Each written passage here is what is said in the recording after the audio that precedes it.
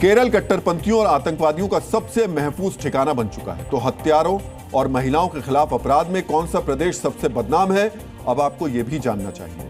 DNA मित्रों, national crime record bureau यानी NCRB हर साल देश भर में होने वाले अपराधों का आंकड़ा जुटाता है। एनसीआरबी ने अब 2023 में अपराधों के आंकड़ों पर रिपोर्ट जारी की है। आज हम उसी रिपोर्ट के कुछ महत्वपूर्ण आंकड़े आपको बताने जा रहे हैं। एनसीआरबी के ताजा आंकड़ों को देखें तो दिल्ली क्राइम कैपिटल बनी हुई है।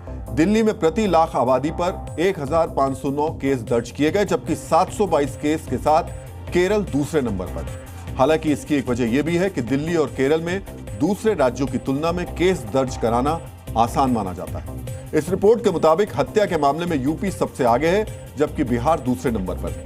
महिलाओं के खिलाफ अपराध में लगभग 1% की बढ़ोतरी हुई। महिलाओं के खिलाफ अपराध में यूपी पहले और महाराष्ट्र दूसरे नंबर पर है। दिल्ली में महिलाओं के खिलाफ अपराध की घटनाओं में लगभग 6% की गिरावट आई है, लेकिन महिलाओं के खिलाफ अपराध की दर दिल्ली में सबसे ज्यादा है। रेप के मामले में राजस्थान सबसे आगे है, जबकि उत्तर प्रदेश दूसरे नंबर पर है। वैसे एक तथ्य यह भी है कि यूपी की आबादी देश में सबसे ज्यादा है। बच्चों के खिलाफ अपराध पिछले साल की तुलना में 9% बढ़ा है।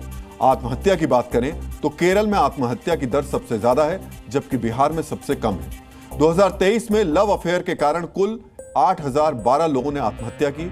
उत्तर प्रदेश में सबसे ज्यादा 906 लोगों ने लव अफेयर के कारण खुदकुशी की।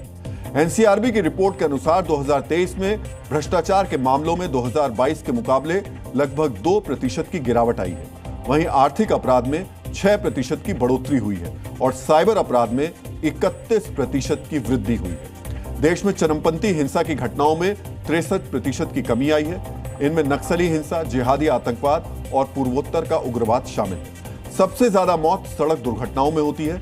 2023 में 1,74,000 लोगों ने सड़क हादसों में अपनी जान गंवाई, यानी प्रतिदिन 476 लोगों की मौत हुई। एनसीआरबी की रिपोर्ट में यह भी कहा गया है कि अचानक मौत की संख्या में 12% की बढ़ोतरी हुई है। 2023 में 63,609 लोग अचानक मर गए।